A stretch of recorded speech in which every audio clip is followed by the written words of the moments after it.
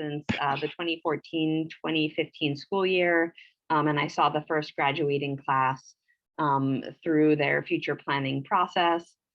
So I think this is like my 8th year doing this work at MELS. And I'm excited to have you all join me. I have 2 wonderful people who are working to support this work, and I will ask them to take a minute to introduce themselves as well. Ms. Ruhi, do you want to start? Hi, everyone. My name is Tasneem. I work with NYU College Advising Corps, and I work with Ms. Bensby and Ms. Torres to help students with the college application process, the financial aid process, and anything college related. And I work from Monday to Friday, so I'm here full time. And I'm looking forward to get to know the 11th graders. Great. Hi, everyone. My name is Domenica. I work with CARA, which stands for College Access Research and Action. I'm going to be working with your students as well as they continue on with their journey at the end of high school, what comes next for them in terms of college. I work about 2 days a week, so I'll be with your students supporting the work that Ms. Bensby and Ms. Ruhi are doing. And I look forward to getting to know your students and working with your families. Thank you. It's been great having the extra people on board to help, and it's really like allowed us to do more personalized work with students during their senior year. And now is largely the time of year that we start shifting a little bit more time, energy, and focus onto the juniors. And so I think we'll be spending more time and having more conversations throughout the rest of this year. So I hope that people received the resources. If you heard about this event through the emails that you get from the school, there should have been a link to a folder that has some resources in it. And so hopefully everyone has all of the materials that we're going to cover available. We also have a college office website that has a lot of materials and resources on it as well. I think a lot of people are not aware of its existence, but if actually Ms. Ruhi or Ms. Torres, if one of you wouldn't mind dropping the link in the chat bar so that people have access to it, that would be helpful. And I'd love to get started just by getting a sense of who is joining us today. So if you could use the chat bar to put your name and whether you are a student or a parent, and then who your MELS student is, just to get a sense of who is with us today, that would be great. So let's just take a minute to do that, and I'm going to get my presentation going.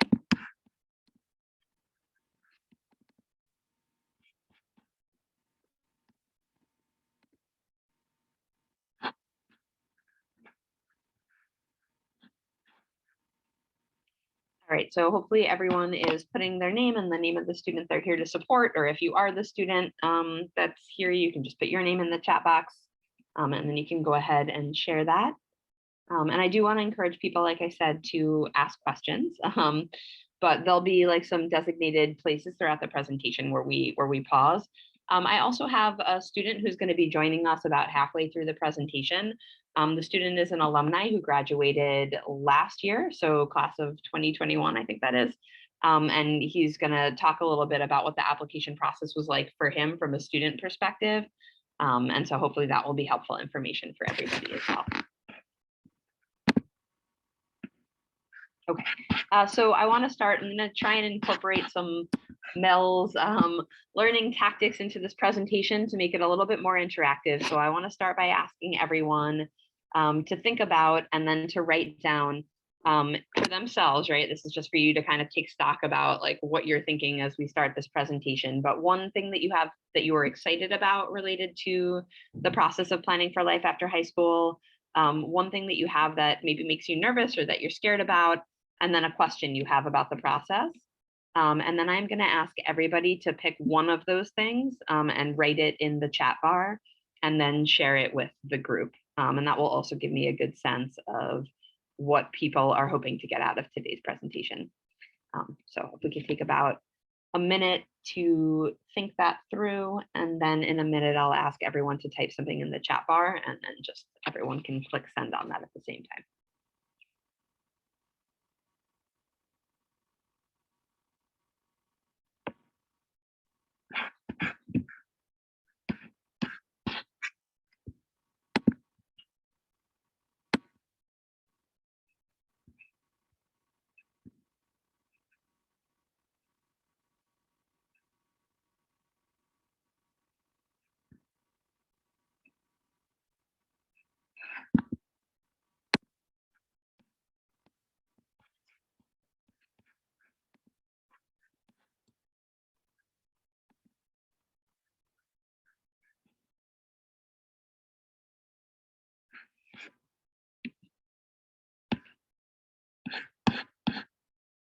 Can I just get some confirmation that my presentation is visible to people?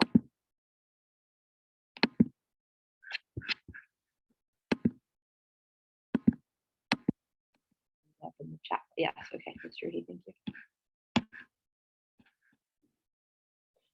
Okay, hopefully people have had time to think about an excitement, a fear, and a question. So I'm going to ask everyone to just type down one thing that you don't mind sharing with the group into the chat bar, and then click send. And I'm going to get started with the rest of the presentation while you do that.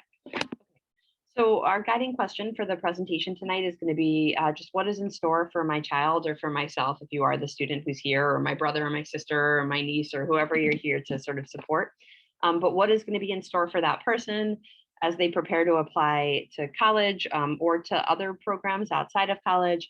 And how can you support them throughout the rest of their junior year and into their senior year? And our overview today is we're going to talk about the components of a college application.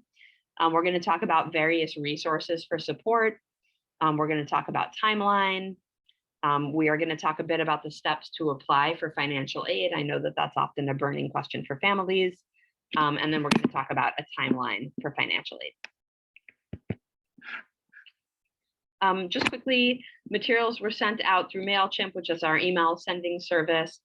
So in the materials, you should have gotten a sample college essay, a sample letter of recommendation, a blank common application just to give you a sense of what college applications may ask for, and then a document about starting to gather some of those materials. So I just want to make sure or see how many people were able to see or preview those materials. So if I can ask for either like, you know, an actual thumbs up on camera or a virtual thumbs up, just to get a sense of how many people that are joining us today had a chance to preview any of the materials we're going to cover.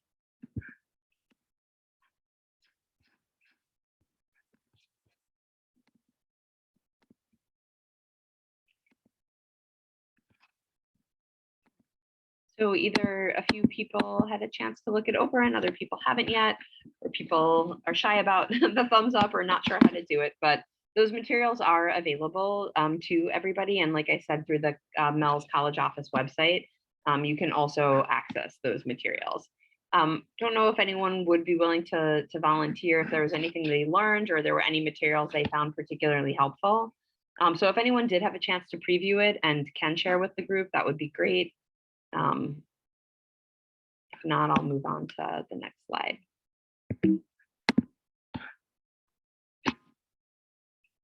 So I'm going to go over the parts of a college application because there's many different components that all need to come together in order for a student to successfully complete a college application, submit a college application. So these are some of the most common parts of an application. There's the application itself, which asks a lot of demographic questions about the student. There is an essay, which is not true for every college or every program, but is true for a lot of colleges.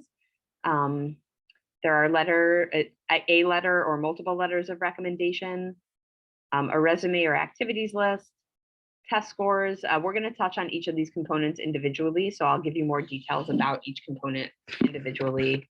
The student's transcript, and then a fee or fee waiver, because colleges do charge students to apply to their school.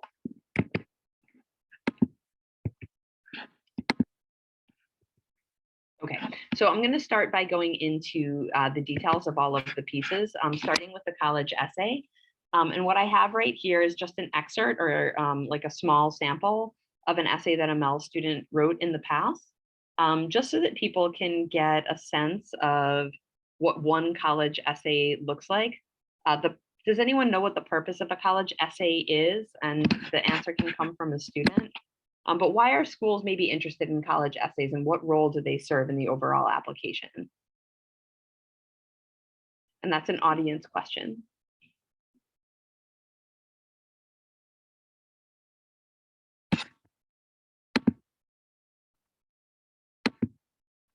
And I went over some of this in 11th grade classes, and students had such great answers to share. So I'm going to encourage students to share those great answers here with parents. Ms. Bensby, in the chat box, Ashley wrote, they allow the college to get to know the student. Okay, thank you, Ashley. So yeah, what we talked about in classes is that it's a chance to personalize the college application. Because while transcripts are really valuable and one of the key things that colleges look at, it doesn't really give you any personal insight into the student, how they think, how they learn, what their sort of like life history has been like, or their backstory, or what they're passionate about. And so the college essay really adds like a personal element to the application. And the nice thing about that is it's something that students have complete control over.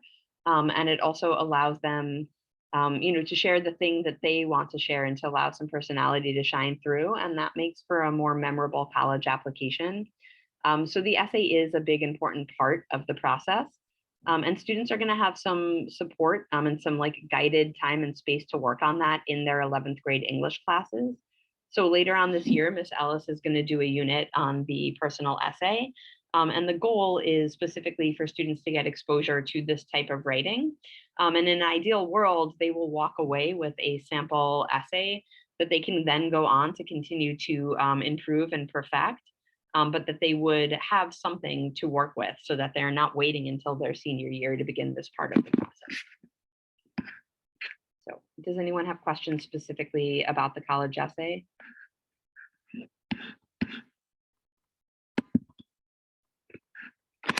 The other important part of an application is a letter of recommendation. So here I have a sample letter of recommendation that was for a real student, not a MELS student, but a student from a different EL school. And people can take some time to read this over. It's also in the materials that were sent out. So if you want to take your time to read this outside of this presentation, you can. But it gives readers an idea of what colleges are looking for in a letter of recommendation.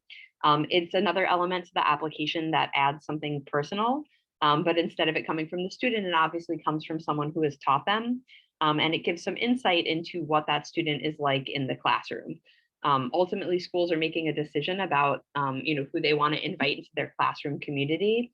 So these letters of recommendation are really important for them to get a sense of what students are bringing to the table, like I said, as a thinker, as a learner, and as a contributor to that class. This is also something that students are going to be working on during their junior year. So in their crews later on in the spring, they're going to be doing some thinking about which teacher or teachers it would be ideal for them to ask, taking into consideration the classes that they've really stood out in, and then maybe any subjects that they want to study in school, and trying to make some decisions about who they want to request a letter from.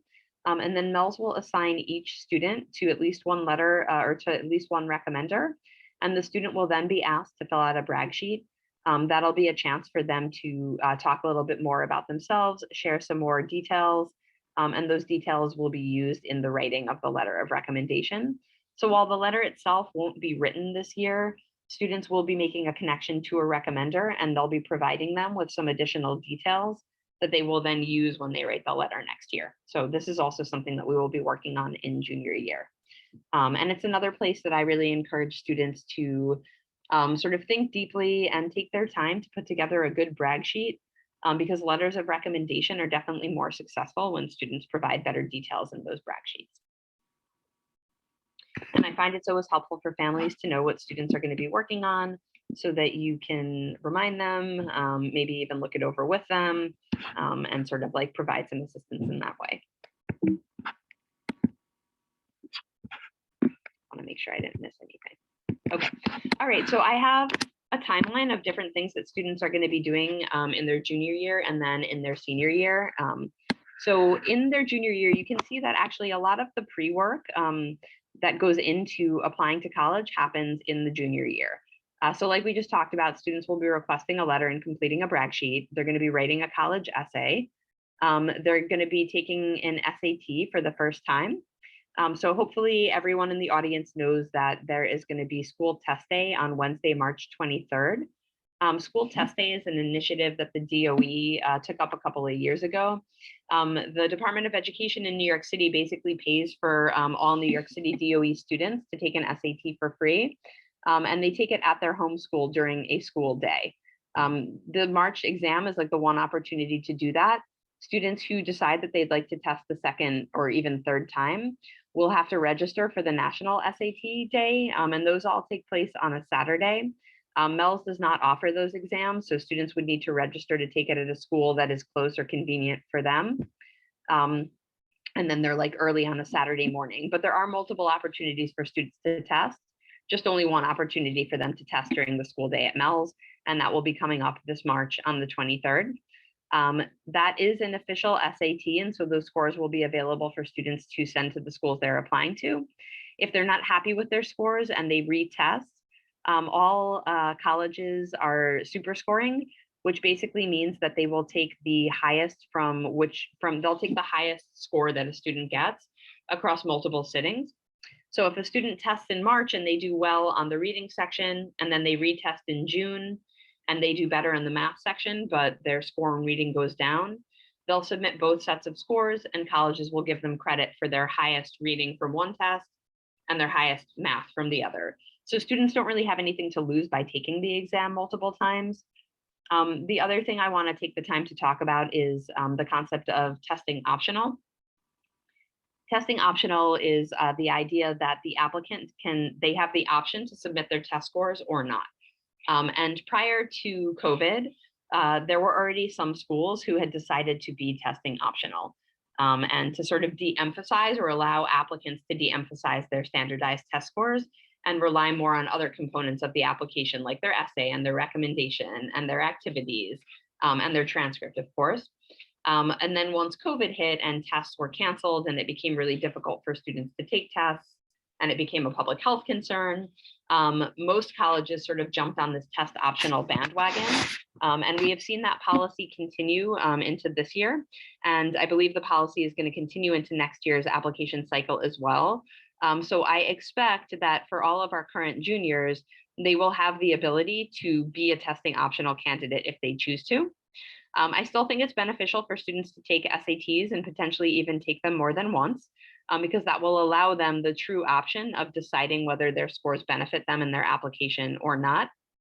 But ultimately, the vast majority of our students this year did choose to apply to college testing optional, meaning that they didn't send their SAT scores as part of their application. So I will take a pause. I imagine there are questions about this, so I just want to give some time and space to answer those. If anyone has anything they'd like to ask. There's some questions in the chat box. Irina asked, when will they know the result of the SAT? It usually takes approximately like 4 to 6 weeks to get scores back after the tests are set. So the tests have to be sent and received, and then it's usually about 4 to 6 weeks after that. So if they're taking the test, it's March 23rd. I would say maybe like the beginning of May, we can start to expect to see scores come back. And students will get their score through their College Board account. So they'll just log into their College Board account, and that's where they'll see the results. That's also where they would be able to register to take the SATs if they choose to in May or June. And some students will take the SATs for a second or third time in their senior year. So that's also an option. The SATs are offered in October, November, and December of student senior year, with December being the very latest time students can test and have the scores back in time to meet application deadlines. Ms. Ruhi, are there other SAT questions? Yeah, there's like 2 more, and then there's one question about letter of recommendation. So I'll continue with the SAT question and then come back to the LOR. Cool. Is it better for a student to apply as test optional? I think so. My rule of thumb is usually if a student's SAT scores are on the higher end of average or above average for the school, then I think it benefits them to send those SAT scores. If we find that a student's SAT scores are on the lower end of average for that school or below average, then it would benefit them to apply testing optional. Okay. And then can we take the SAT test a second time during junior year? Yes, definitely. So your opportunities to test in junior year are going to be May and June. And then they do also offer the SATs in August, which for some students is nice because you don't have the pressure of schoolwork at the same time. So those are your options to test the second time in junior year. Okay, and then there's one question about letter of recommendation. Is there a max number on letter of recommendations?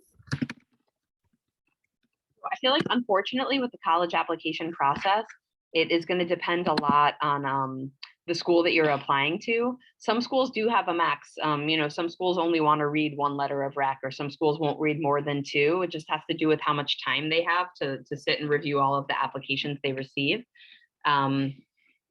Usually 2 letters of recommendation from teachers is sufficient. Some schools also require a counselor letter, and then if students are looking for additional letters, sometimes it's nice to get them from people who might have something different, like a different perspective to share on the student. But usually colleges are looking for like 1 or 2 teacher letters. Okay, so that's it for test scores, and I'll come back to more time for questions at the end. So if anything occurs to you, feel free to put it in the chat bar and we'll come back to it. Students are also working, I think right now in crew, they're working on writing and revising their resume. So that's going to be an opportunity to have a resume on paper, which students can use obviously for a variety of reasons. They can use to apply to summer programs or summer jobs, which also is something else they can later add to their resume. The resume also serves as a foundation for filling out the activities section of applications. And that's another opportunity for colleges to get a sense of what does the student enjoy doing? What are they passionate about? How do they choose to spend their time when they are not in school? And all of those details kind of come together as part of like the student's story in their resume. So they are working on that right now in crew. So that would be, a great thing to maybe take a look over with your student, maybe talk to them about further developing that. Resumes are kind of like they did some work on it last year, but it's kind of like starting to enter into this adult world, and it's always great for students to have guidance on that. The other thing that they're working on in their junior year is transcript development. And what I mean by that is, most colleges will rate the transcript as the number one piece of information or the number one factor in their admissions decision.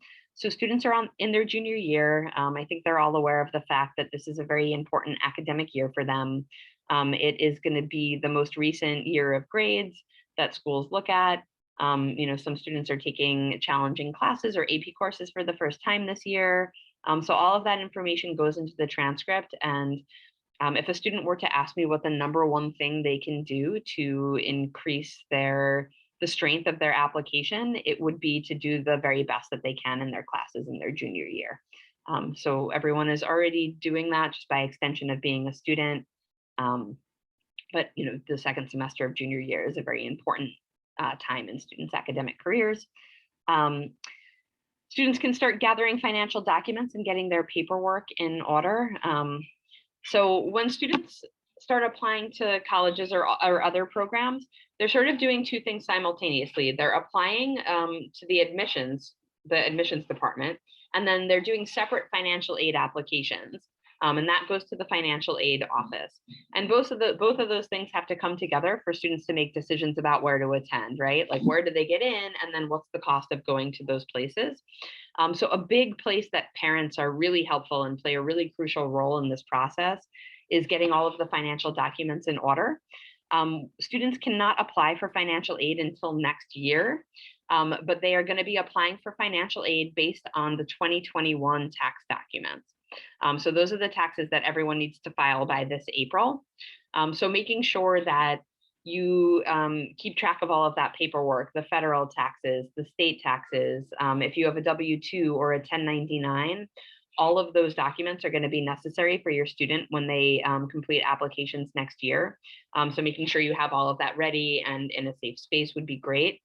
The college office also requests copies of financial documents. It is not mandatory. It's kind of like a helpful suggestion. And there's like a number of reasons why that's really helpful to us in the college office. The first reason I would say is to help students build a college list, because when we are thinking about good fit schools and where students should apply, affordability is often a big part of that conversation. So if we have access to financial documents, we can give better guidelines about what kind of aid we think students are likely to get. and also whether they're going to be eligible for opportunity programs, which are based on household income. And it allows us to make a more targeted list of schools with students. So for that reason, I encourage families to share documents with the college office. Also, students do a lot of work on the application process from the college office. And if they have access to those documents, then they don't need to call you at work every couple of minutes and ask you questions like, what's my social security number? Or, what's your date of birth? They'll have access to all of that information and will be able to fill out some parts of their application from MELS. So just kind of verbally want to say why we ask for those documents, and expect to get some communication with that request in the future. And of course, if it's something that you don't feel comfortable with, it's not mandatory for you to do so. I'm also happy to have conversations with people if you have further questions about that. Lastly, the big thing that students sort of could and should be working on in their junior year is starting to think about where they're going to want to apply. So basically doing all of the research. I think there's like 4,000 colleges in the United States, so there are a lot of options. The volume of options can be really overwhelming, and it takes some time to make decisions about where to apply. So starting that work in junior year is really important. There's a number of ways to do that. Students can research schools simply by using college websites, using various, like the College Board has a website called Big Futures, where they can like put in the different elements that they're looking for, and it will generate a list of schools for them. They have access to a website called Naviance, and they can do a college search through Naviance. I encourage students to go visit campuses. I think we're back in a space where people can actually physically get on the college campus and get a sense for what the school is all about. And so when possible, I don't think that there's a great replacement for visiting in person, but some students may be interested in schools that are not close to New York City, and it might be a little bit harder to get to those schools. So I think attending college fairs can be great. There are a lot of virtual fairs taking place. Virtual open houses also exist. And then some off the beaten track ways of researching colleges. You can read the school's newspaper. You can check out social media accounts run by those schools. You can check out the social media accounts of various clubs and activities. If you're looking to be part, for example, of like an athletic club or sorority or an academic club, you can kind of see what events they host, and get a feel for just like what the social life is like. So all of those are suggestions for how you might start doing college research. And then I would recommend all students write a preliminary list of colleges they're interested in applying to. Between myself, Ms. Torres, and Ms. Ruhi, we're going to do individual meetings with all of the juniors in the spring. And it will be a chance for us to also make suggestions of what we think might be good fit schools, and help students revise and refine their college list. So that's a lot of work that's already going to be happening in students' junior year. So ideally, by the time students graduate, not graduate, by the time students finish their junior year, they're going to be walking into the summer with a lot of that pre-work done. And then in students' senior year, they may take the SAT again for a second or even third time. They're going to make a final list of colleges to apply to. They're going to sort of perfect or revise their college essay so that it's ready to send. They may be asked to write additional essays, which are called supplemental essays. Some schools require them, some schools don't. They're going to complete and submit their applications, and they're going to submit financial aid applications. So there's a lot of the work that happens in senior year, but a lot of it is happening in junior year. So that's my timeline. I think we already touched base a little bit on the support at MELS. I'm going to pause because I have our student speaker here, and so I'm going to give him the floor so that he can talk a little bit about what his experience was like deciding which schools to apply to, like how he came up with that list, what the application process was like for him, and the experience that he's having in college. And then I want to come back to parent questions and ways that you can support students. But I'm going to mute myself and let Lincoln take over. Hi guys, I'm a freshman at Boston University. I graduated from MELS last year, and yeah, I applied to a bunch of schools last year, and I think it gave me a pretty good sense of the college application process.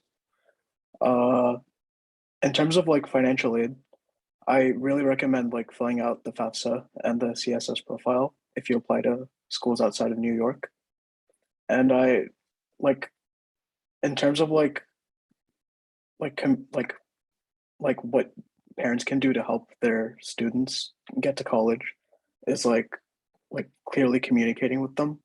Like I think communication is really important, especially like when it comes to what colleges you decide to apply to, like if it's in state or out of state. And yeah, all of my like classes are in person, so it was like a big like transition, like going from remote learning to in-person learning at BU. But yeah, I think what made the transition really smooth was the like college guidance at MELS. So like Miss Benzie is a really good resource to like use to like help facilitate that transition. And yeah, uh, are there any like specific questions that I can answer? Lincoln, I'm going to ask you a question while people think of theirs, because one of the things that I think students tend to struggle with is like, just how do they come up with that initial college list? So what were some of the things that you were looking for in a college? And I do remember having conversations with you where you were really struggling like with which school you wanted to go to. So if you could share more about that process. Yeah, so when I made my college list, I like made three distinct categories. I made I think it was like like safety schools, match schools, and reach schools. And basically safety schools are like your like GPA and like SAT score or whatever, like they fall like above like the average of that college, and match schools meet the average, and reach schools like are like a little below the average. But yeah, I like divided my college list into that, and like I eventually applied, and I had a hard time deciding between two schools, but I ultimately ended up picking Boston University because I like got the most financial aid from them, and it was also like a relatively close distance to my other option. And yeah.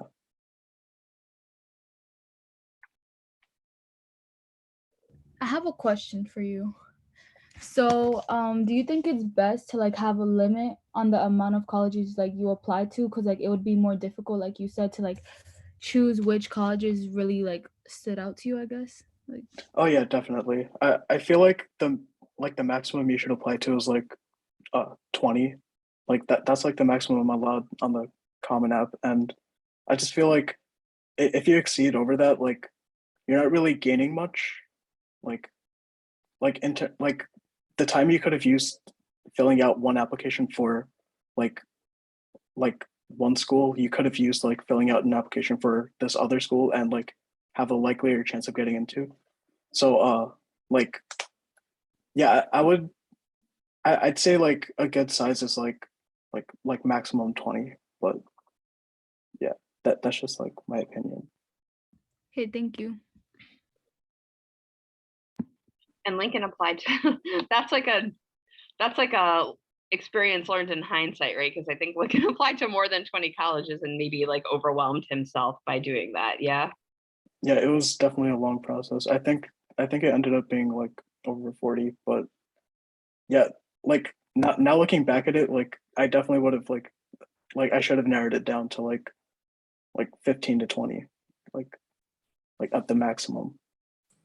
Hey, Lincoln, I have a quick question for you. Congratulations on the school. Thank you. When you applied, maybe Ms. Spence, we can assist.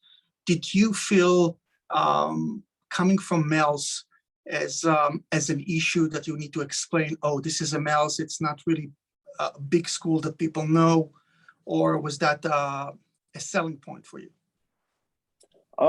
It's a little bit of both. So like right now in college, like everyone that I meet from New York, like they haven't really heard of MELS, but like when I talk to them more about it, it's like it's kind of like a really good talking point. Like now that I realize, because like it is a unique community. Like MELS is a unique community, and it's uniquely structured versus like other schools. So it definitely gives you like a diverse like perspective. And like academically, I don't like I felt prepared for college like from MELS academically. Thank you, Lincoln. Ms. Pensby, do you have any overview from your end in terms of students applying for MELS, competing against bigger names across the schools? Yeah, I mean, I guess what is maybe like helpful to share with families is that, so there's a number of documents that I have to send to schools whenever we have students apply. So like I send the student's transcript, for example, but along with that, I also have to send something called the school profile. And the school profile provides information to the colleges about the high school. So it gives an overview of all of the classes we offer. And it really allows the college to like better contextualize the high school that the student is coming from.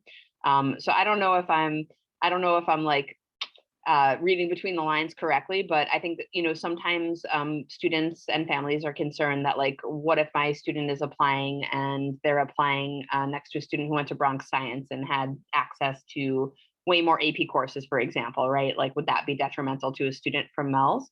So the school profile helps to do some like level setting because it shows what students have had access to. And what colleges are really looking for. And again, we're talking about like a particular subset of colleges. We're talking about like competitive colleges here, but what they are looking for is that students have chosen to challenge themselves given the resources that they had access to. So if a student, for example, takes 100% of the AP courses at their school, then they're going to look at that and another, you know what I mean? As opposed to saying, oh, this student took 6 and this student took 3, they're going to look at what that student had access to and put all of that in context. Thank you.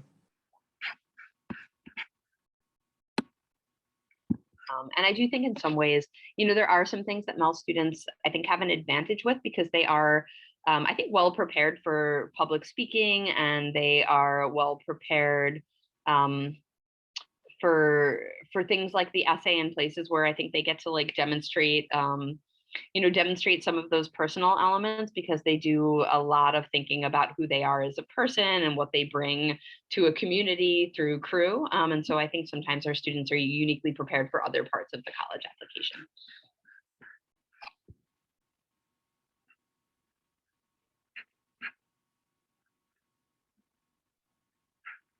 I don't know, Lincoln, if you could think back to like your junior year, if you're thinking about just giving advice to students at this stage of high school, is there anything you would want to share? I think the advice about limiting yourself to a maximum of 20 schools is good. For sure, even 20 schools can be a lot, but I do think that quality over quantity, and it really is like a long process and it takes a lot of time.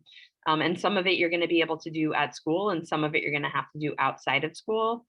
So I think you really want to apply to schools that you potentially want to go to. Sometimes students will get nervous and they'll just like start throwing more schools on their list and then it can sort of quickly get overwhelming. Anything else, Lincoln, that you would give as advice? Yeah, this is like kind of specific to the application itself, but I'd say like definitely like allocate a lot of time towards the essays and supplements because like when you start applying to colleges, like you have very little control over like the GPA that colleges see or like your SAT score or like any other like part of your application. But the one thing that you have like 100% of control on are your essays and your supplements. So like get feedback on them as much as you can and like try implementing that feedback as much as you can. And yeah, like I did that a lot in my senior year and I felt like it like made my application stronger. Yeah.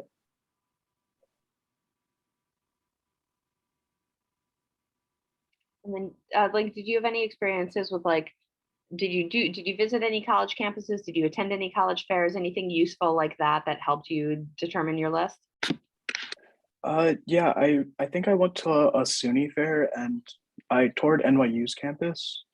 It was really helpful because like when I toured NYU's campus, I knew that I wanted to like go to school in an urban environment, which is also kind of why I also picked my current school. Uh, Also, when I went to the SUNY fairs, like it made me realize that like it helped me realize like what I should like look for in specific colleges, like what clubs or like what societies I want to join. Yeah.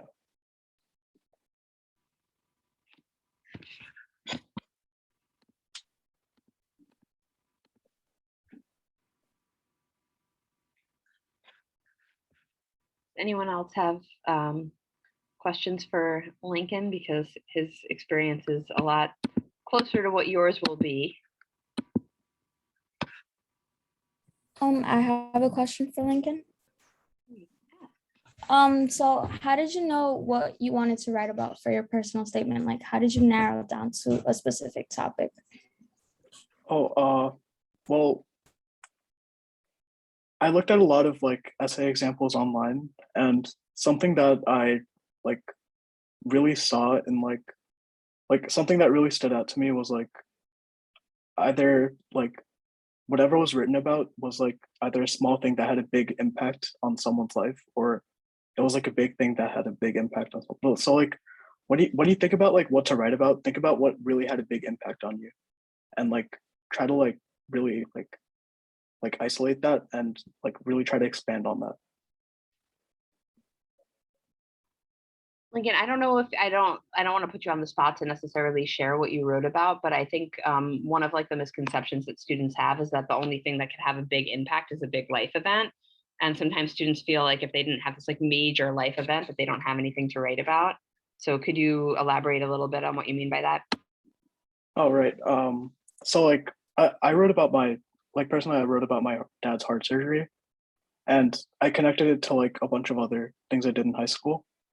So that's like an example of a big life event. But I've seen like I've seen I've read essays where there have been like small life events, like this like particular moment at like a competition where it made someone realize they wanted to do like this specific career path or whatever. Like like I think that like writing about something that had a big impact on you will like come across as more like genuine and more like it'll really give a sense of who you are to the colleges that you apply to. Thank you.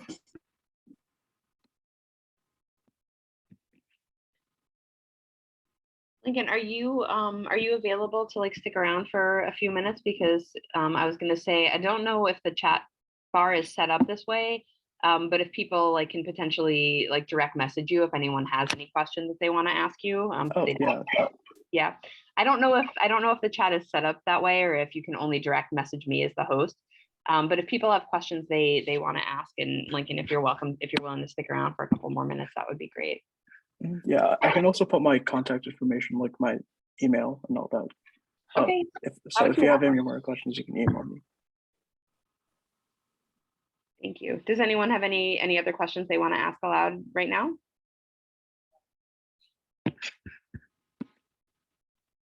Just looking in the chat bar to see if I missed anything. Thank you. Lincoln put his email in the chat bar.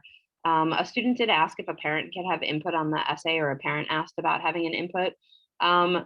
Sure, I think that like I think it's actually really helpful to students to have conversations at home about the essay. So when students start that in their English class, a lot of times they do get stuck on like what would be the best thing for me to write about. And so, you know, sometimes students are really open to having those conversations and they want feedback from families. Other times students feel like a little bit more protective about what they're writing about. Sometimes they write about like family stuff. But you know, a parent can certainly like initiate conversations about that, and try and help guide students about what to write about. And there's also like a lot of brainstorming and research. The other thing I want to put out there is that like writing is a process. And sometimes what will happen is that students will write an essay in English class, and they'll decide afterwards that that's not actually the essay they want to use. So they'll have to go back and write another one. And I want to sort of frame that as like not being the worst thing that could possibly happen, because with writing, sometimes you have to write about the thing that you don't want to write about in order to realize what you do want to write about. So the goal is really for students to use that unit in English to either come up with something that works for them, or to just learn how to write a personal narrative so that when they do land on a good topic, they know how to write about it. And like Lincoln said, it's great to take some time with the essay and to really put care and energy and effort into it, because it is an important element of the application. But students also need to be aware that there is a deadline, and not to just kind of like work on it forever, but to really set a deadline for themselves and take that deadline seriously. Jaden, is that question for me or for Lincoln?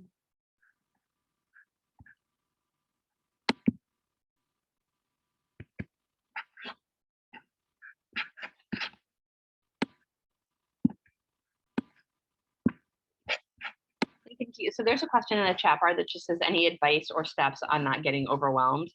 That might be good to have a student address. I think that like a piece of advice I would give is to really try to plan out everything you're trying to do. And in terms of like writing an essay, it could be like structuring it or like outlining it. And in terms of like also set deadlines for yourself. Like that's something that was really important to me. Like setting deadlines to get something done. It really makes it really like helps ease down the pressure. Yeah. Yeah, the three things I were going to say, I think, were to keep your list manageable. So don't overwhelm yourself by applying to too many schools. To work in advance, don't wait until the day before something is due to get stuff done, and to be organized. And that's another place. So the next slide that I wanted to go over with is like what you guys as parents and families can be thinking about in terms of how you support your student. And I think helping them get organized can be really like a valuable way to support. And for students, being organized will help you a lot with this idea of getting overwhelmed, because there are a lot of things to do. And so having like some kind of tracking document where you have your passwords and where you have your to-do list and where you know the deadlines for your different schools will help a lot with that feeling of being overwhelmed. So for support from families, complete and submit forms to College Office. I think when I say forms, that was like from when we were gathering things virtually. I guess in this context, I'm thinking about financial documents. I think there was a question like a bit earlier about when the best time to submit those would be. And I would say if you do plan to submit those documents, it would be great if you could submit them by the end of the school year. Depending on what people's comfort level is, you can make copies and send them in with your student. I keep them in like a locked file in the College Office. But yeah, I would say ideally before the end of this year, so that everything is accessible to your student by the time they are a senior, and so that we could do a really effective job of like college list making with them. I had another student ask a question earlier about whether grades are only important from junior year. So I feel like that's a really important question to raise up and make sure I answer for everyone, because I didn't want to give the impression that junior year is the only year that matters. It's not. Your whole transcript matters, and schools are going to look at the classes you took and the grades that you earned 9th through 11th. And they're even eventually going to see your senior year grades as well. Initially, when you apply, you will not have any senior grades on your transcript, but in February, I have to send out something known as a mid-year report. And then the schools that haven't made a decision yet will get to see how you are doing in your senior year. And often that's also an important element of your application.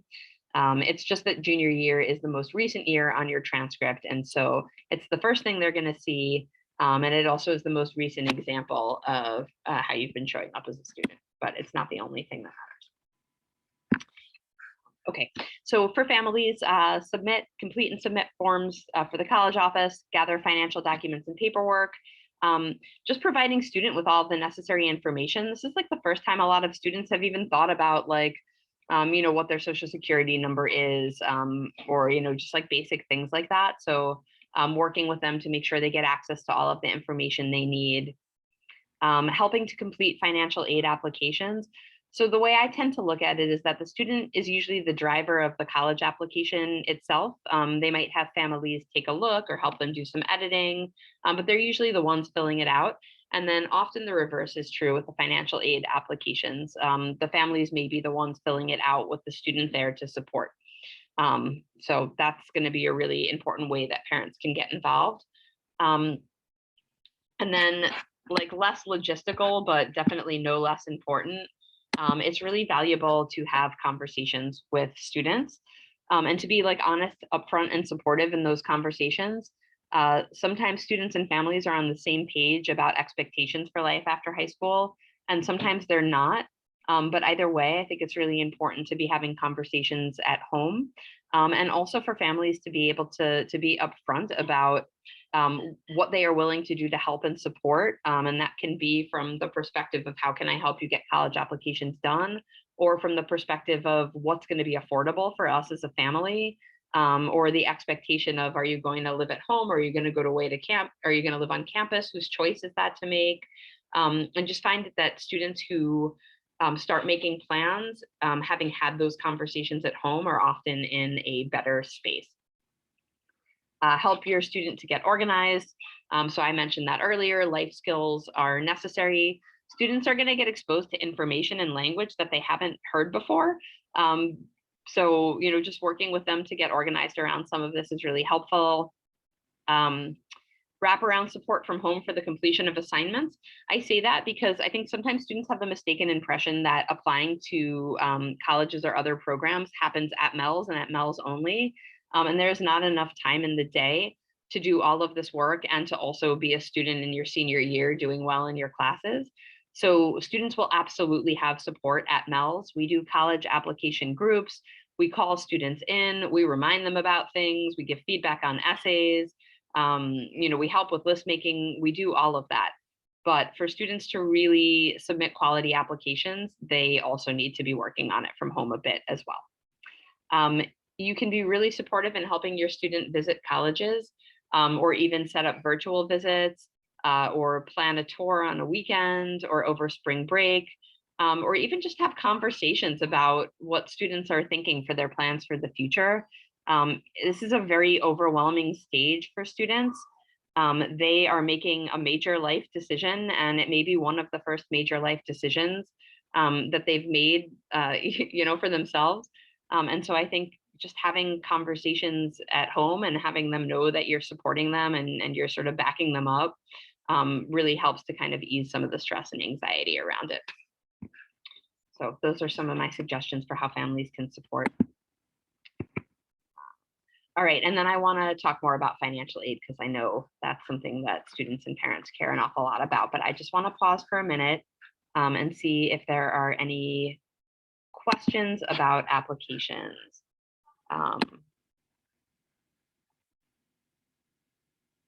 Right, a couple of financial questions, so I'm going to just hold off on those for a minute. And then there's a question that says, is there a calendar available with all of the due dates? So one of the hardest things about doing the college advising is that there are no universal due dates. Your due dates are going to be dictated by the schools that you apply to. So different schools have different deadlines. And so it's really hard to say that like, this is your deadline until you know which schools you're applying to. I can give some general deadlines though. For students that plan to do early applications, that's early action or early decision, you will have deadlines to apply in November. We often recommend that students also do CUNY applications in November. And then a lot of other schools have January 1st deadlines. And there are exceptions to both of those things. But application deadlines are going to fall usually in November or January, just as like a very, very general rule of thumb. Financial aid applications open in October and are open all the way until June. However, I recommend that everyone submit financial aid applications by January or February 1st at the latest, because you want schools to have enough time to give you a financial aid award so that you can use cost of attendance in your decision making. So again, October to June for financial aid, but with a recommendation to complete by February 1st at the latest. And that's just in general guidelines for dates and deadlines. Okay, so for financial aid, I I wrote college is affordable as my first bullet point. I want to acknowledge that like there are some colleges where like if you heard the cost of attendance and room and board, it would not feel affordable at all, right? There are some private schools where like, you know, we're seeing costs total $75,000 a year. And that's not affordable for most people. But when I say college is affordable, what I mean by that is that there is an affordable college out there for everybody. And with financial aid, and that's both need-based and merit-based, there should be some form of a college that's affordable, whether that means attending a public school because the tuition is more affordable, or a private school that gives a lot of generous need-based aid, or staying home and you know, not paying for room and board. There are affordable options out there. Usually what I encourage is for people not to be too scared of costs when they decide where to apply. Don't discount private schools automatically, because some of the most expensive private schools also give the most generous financial aid. So I always encourage students to have a mix of private and public schools on their list. But that ultimately at the end of the day, we want to make sure that you have a few affordable choices, and that if the cost becomes the major decision-making factor, that you have affordable choices. Who has access to aid? Everyone has access to financial aid. Even students who don't have a social security number have access to some forms of financial aid, although it could be a little bit more limited. And so if there is anyone who is in a position where they don't have a United States social security number, I want to encourage you to come and talk to me privately. I have a lot of experience with working with students, and can help you figure out what forms of financial aid you have access to. But everyone has access to financial aid. There are some tools for parents to start doing research. So if you're like wondering what your family might qualify for, there are some good websites that you can use. There's something called the FAFSA Forecaster. So you can't fill out your FAFSA yet, but you can go to the FAFSA Forecaster, put some basic information in, and then get an estimate of how much federal aid you might be eligible for. If you're looking at private schools, the College Board website has a great tool called the Net Price Calculator. And you can put in a specific private school, go through a somewhat longer form that will ask for some financial information, and it will also give you an estimate about how much aid you'll be eligible for. So you can do that before even applying to schools. And I'm happy to help have individual conversations with students about these things as well, or with parents. You should all have access to my information, and I want to encourage you to reach out by email or by phone with any questions you have. I also do individual meetings with juniors in the spring, and I invite parents or families to be part of those meetings. So if you think you would like to have that meeting in person in MELS with your student, email me and let me know, and we can set up an appointment to do that all together. A word about tax documents and the effect on filing aid. I have this on there because sometimes I see tax documents where accountants have had families file taxes in a way that doesn't represent the situation at home. And sometimes that can get challenging because there can be a misalignment between what it says on the tax documents and what it says on the student's application. So as you're filing your 2021 taxes, just like a comment is to make sure that your tax documents align with your situation at home so that it doesn't create any conflict between financial aid application and college applications. And then I always do a workshop to provide one-on-one support for filing financial aid applications in senior year. So usually I try to hold that in January. I didn't do it this year because with the COVID restrictions, we just weren't able to have people in the building in the same way. But I sort of anticipate and hope that we can go back to doing those workshops next year. And what that looks like is that I have a bunch of trained volunteers who come to MELS on a Saturday, and families can sign up for an appointment, bring their tax documents in with them, sit down with their student, and they can get their financial aid application done with support. And then hopefully walk away from that appointment with both the FAFSA and the TAP application completed. And for people who really want a few more details on financial aid applications, the two forms that almost everyone are going to fill out are the FAFSA and the TAP. FAFSA is for federal aid, TAP is for state aid, and then some students will fill out the CSS profile. Lincoln mentioned that earlier. Not every college requires that. In fact, a much smaller percentage of colleges require it. Typically, it's private schools and the more competitive private schools. But if your child applies to a school that needs it, the only way the student is going to have access to the aid the school offers is to complete that form. So that's another financial aid application that you may need to help complete next year. Okay, so that's a lot. I want to give everyone a minute to think about any questions that they have that I didn't address, or any questions that have come up for you throughout the course of the presentation. And then we will take about another 5 minutes. I know we're a little bit over, but I will stick around for another 5 minutes and answer questions. If you don't have any questions, we are done with the information session. And again, I just want to encourage anyone who would like to do so to reach out to me directly. I will put my email address and telephone number in the chat bar for you.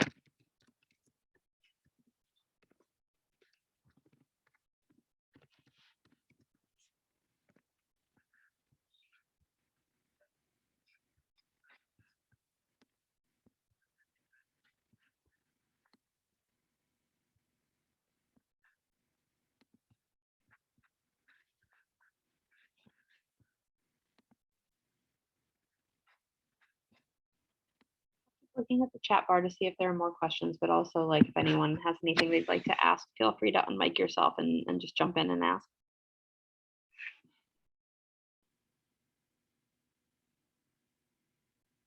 I have a question.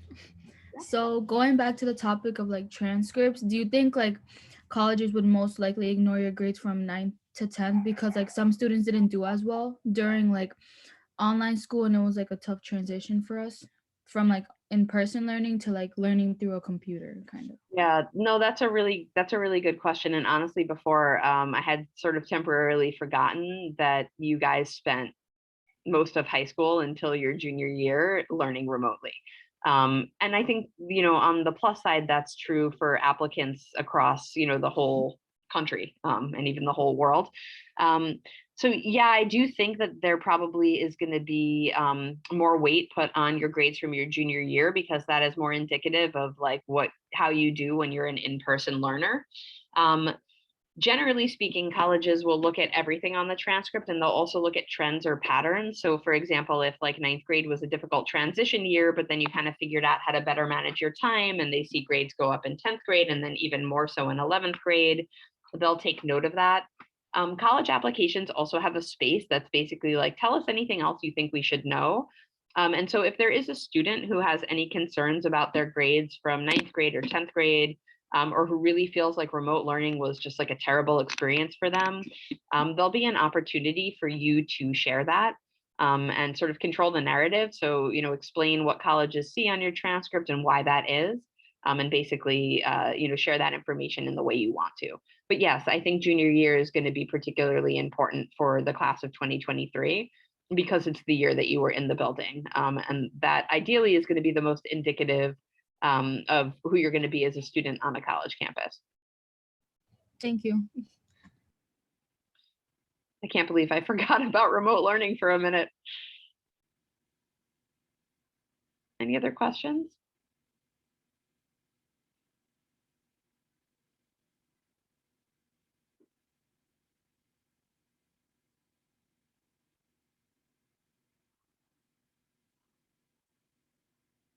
Okay, well, if there are no further questions, I'm going to let people get back to their evening. If anyone has a question that is more personal in nature and they don't want to ask it in this format, you've got my contact information, reach out. And like I said, any parents that would like to participate in those individual meetings in the spring, let me know. It was good to see some people come out. I hope you got some good information, and I'm looking forward to continuing to work with the juniors and their families. Thank you, everybody.